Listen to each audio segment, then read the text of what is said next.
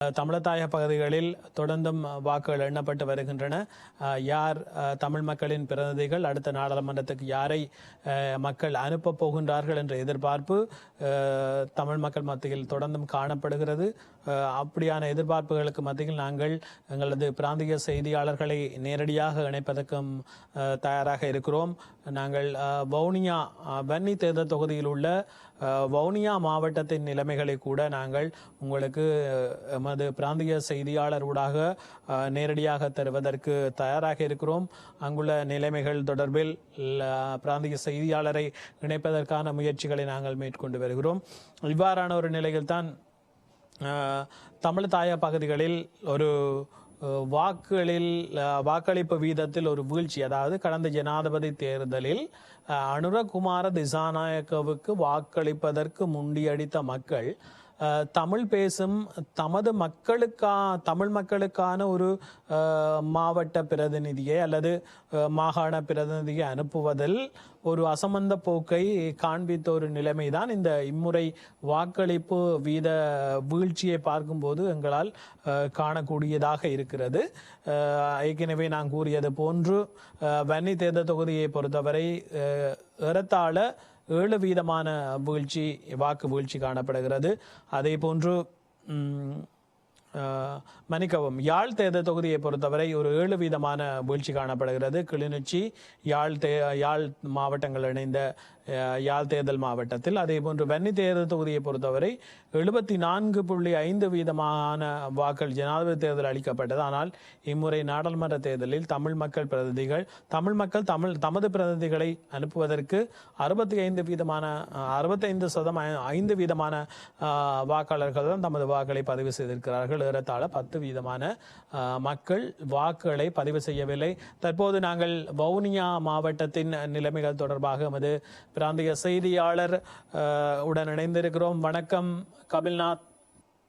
வவுனியாவை பொறுத்தவரையில் கடந்த காலங்களை விட தற்போது வாக்கு வீதம் குறைவாகத்தான் காணப்படுகிறது. மக்கள் மத்தியிலே ஒரு ஆர்வம் அற்ற ஒரு தன்மை காணப்படுகிறது. குறிப்பாக இன்றைய நாளில் நாங்கள் இந்த வாக்கு அளிக்கும் நிலையங்களை நாங்கள் பார்வையிட்ட போது ஒரு தொடர்ச்சியாக அவர்கள் வாக்களிப்பதற்கு சாரியாக வந்ததாக நாங்கள் கவனிக்கவில்லை.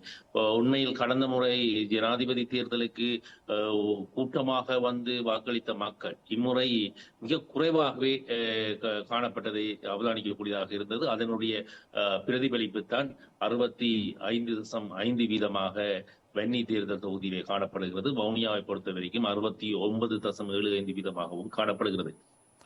குறிப்பாக வன்னி தேர்தல் தொகுதியை உள்ளடக்கிய வவுனியா மன்னார் முல்லைத்தீவை பொறுத்தவரையிலே 3,06,081 வாக்காளர்கள் வாக்களிப்பதற்கு தகுதி பெற்றிருக்கிறார்கள்.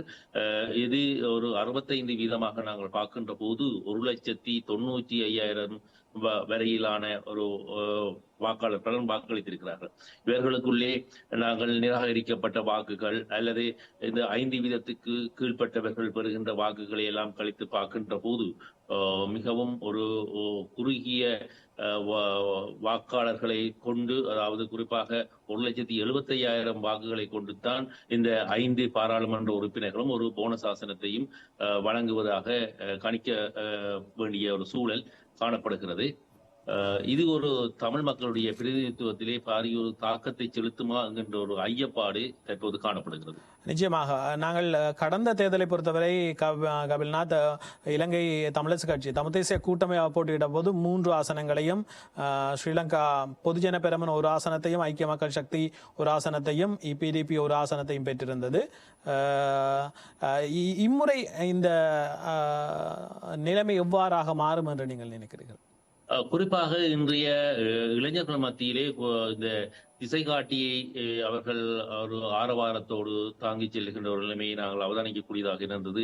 அனுரகுமார திசாநாயக்க அவர்கள் வவுனியாவின் வருகையின் போது கூட எதிர்பாராதவர்கள் எல்லாம் மேடியேறினார்கள், எதிர்பாராதவர்கள் எல்லாம் அந்த கூட்டத்துக்கு வருகை தந்திருந்ததை நாங்கள் அவதானிக்கக்கூடியதாக இருந்தது. ஆகவே ஒரு கல்வி சமூகம் மாத்திரமல்ல, ஒரு சாதாரண மக்களும் கூட இவ்வாறான ஒரு அலைக்கு ஈடுபட்டு செல்வதை நாங்கள் காணக்கூடியதாக இருந்தது. குறிப்பாக எங்களுடைய இந்த அனுர குமார திசாநாயக்கனுடைய வருகைக்கு பின்னர் ஊழல் ஒழிப்பு என்கின்ற ஒரு விடயத்தை மையமாக வைத்து மட்டும் எங்களுடைய இளம் சமூகமும் அல்லது ஒரு குறிப்பிட்ட சமூகத்தினர் அதன் பின்னால் செல்வது என்பது எங்களுடைய உரிமை சார்ந்த எங்களுடைய இந்த வலிகளையும் வேதனைகளையும் சுமந்து செல்லக்கூடிய ஒரு வகிபாகம் அங்கே காணப்படுமா என்கின்ற ஒரு சந்தேகத்தை ஏற்படுத்துகிறது. ஏனெனில் எங்களுடைய நிலைப்பாடுகள் தமிழர்களுடைய உரிமை சார்ந்ததாக காணப்பட வேண்டிய நிலைமையில் இந்த விடயங்களை எடுத்து செல்லப்படுவதற்கான பிரதிநிதித்துவத்தை நாங்கள் அனுப்ப வேண்டிய தேவை இருக்கிறது. வெறுமனே ஊழலை ஒழிப்பதும் அபிவிருத்தி சார்ந்த விடயங்களுக்காகவும் நாங்கள் எங்களுடைய பிரதிநிதிகளை அனுப்புவதாக இருந்தால் இத்தனை போராட்டங்களும் இத்தனை மனித இழப்புகளும் எங்களுக்கு ஒரு தேவையற்ற ஒரு விடயமாகத்தான் நாங்கள் பார்க்க வேண்டும். ஆகவே குறிப்பாக இந்த விடயங்கள் எங்களுடைய இளைஞர்கள் மத்தியிலும் ஒரு குறிப்பிட்ட சமூகத்தினர் மத்தியிலும் கொண்டு செல்லப்படவில்லை என்பதுதான் உண்மை. உண்மையில் தென்பகுதியை பொறுத்த வரைக்கும் உங்களுக்கு தெரியும், ஜேவிபியை பொறுத்தவரை பல்கலைக்கழகங்களை ஒரு தங்களுடைய கட்டுப்பாட்டுக்குள் கொண்டு வந்து பல்கலைக்கழக மாணவர் ஒன்றியங்களை தங்கள் வசப்படுத்தி வைத்திருப்பார்கள். அதே போல அவர்கள் தொழிற்சங்கங்களை தங்கள் வசப்படுத்தி வைத்திருப்பார்கள். ஆனால் எங்களுடைய அரசியல் தலைமைகள் எந்த விதத்திலும் அவ்வாறான ஒரு செயற்பாட்டுக்கு செல்வதாக இல்லை. அவர்கள் தங்களுடைய சுயநலம் சார்ந்ததும் தங்களுடைய தலைமைத்துவம் தங்களுடைய பதவிகள் சார்ந்ததுமான ஒரு பார்வையை இருந்தவர்களை தவிர எங்களுடைய அடுத்த தலைமுறைக்கு எங்களுடைய வரலாறுகளையும் எங்களுடைய படிப்பினைகளையும் கடத்தி சென்றவர்களாக அவர்கள் இருக்கவில்லை. இதன் ஒரு வெளிப்பாடுதான் இன்றைய தேர்தல் உணர்த்தி நிற்கப் போகிறது என்பதுதான் ஒரு ஐயமாக இருக்குது. நிச்சயமாக கபில்நாத், ஏற்கனவே எங்களுடைய சிரேஷ்ட ஊடகவியலாளர் பிரேம்நாத்தும் இதே கருத்தை குறிப்பிட்டிருந்தார்.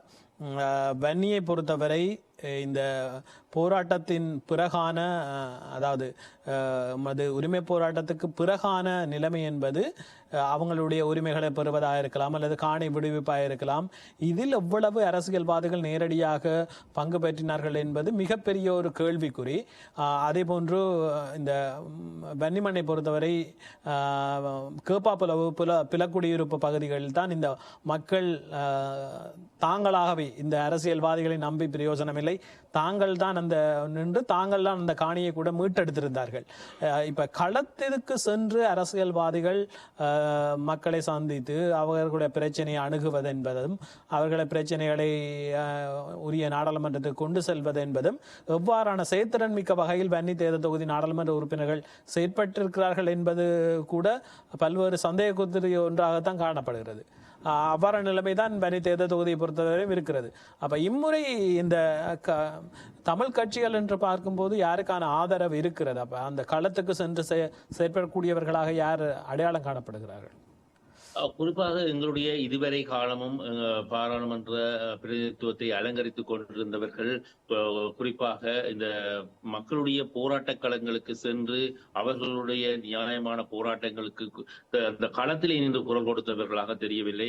குறிப்பாக அறிக்கைகளை வெளியிடுபவர்களாகவும் அல்லது வேறு ஏதேனும் விடயங்களை முன்னிலைப்படுத்தியவர்களாகவும் தான் இருக்கிறார்கள். இந்த இடைவெளி, இந்த எங்களுடைய தமிழ் அரசியல்வாதிகள் விட்ட இடைவெளி வேறு இனத்தவர்கள் அந்த இடங்களை நிரப்புகின்ற ஒரு தன்மை வன்னி தேர்தல் தொகுதியை பொறுத்தவரை காணப்படுகிறது.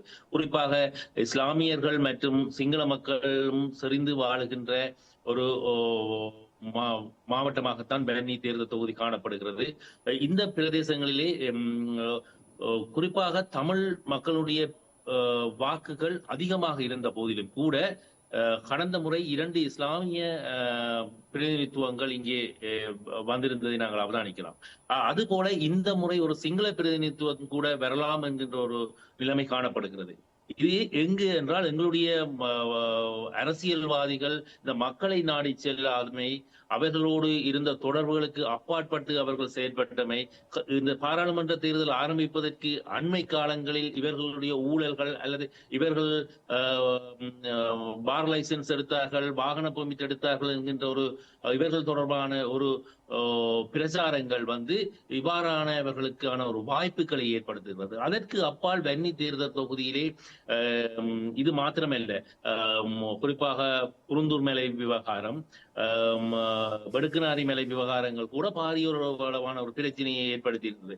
இந்த பிரச்சனைகளில் இன்று பாராளுமன்ற தேர்தலுக்கு போட்டியிடுகின்ற ஒரு சிலர் அவர்கள் ஏற்கனவே பாராளுமன்ற உறுப்பினராக இல்லாதவர்கள் தான் இருக்கிறார்கள் ஒரு சிலர். ஆனால் பாராளுமன்றத்தில் அலங்கரித்தவர்கள் வெறும் அந்த போராட்டங்களிலே நாங்கள் காணக்கூடியதாக இருக்கவில்லை. இதுதான் இங்கிருக்கின்ற ஒரு பிரச்சனை. இதுதான் இன்று ஒரு பின்னடைவுக்கு காரணமாகவும் இருக்கிறது. நிச்சயமாக நாங்கள் உங்களுடைய கருத்துக்களுக்கு நன்றி. மிகவும் ஒரு கரிசனைக்குரிய கவலைக்குரிய விடயமாக இருந்தாலும் கூட நாங்கள் அடுத்த கட்டத்துக்கு நாங்கள் எங்களுடைய உரிமை போராட்டங்களை எடுத்து செல்ல வேண்டிய ஒரு நிலைமை காணப்படுகிறது. தொடர்ந்தும் நாங்கள் வவுனியா உள்ளிட்ட தமிழதாய பகுதியில் உள்ள நிலைமைகளை வழங்குவதற்கு நாங்கள் தயாராக இருக்கிறோம். நம்முடன் இணைந்து கொண்ட கபில்நாத்துக்கு நன்றிகளை தெரிவித்துக் கொள்வதோடு தொடர்ந்தும் முடிவுகள் வெளியாகி வருகின்றது.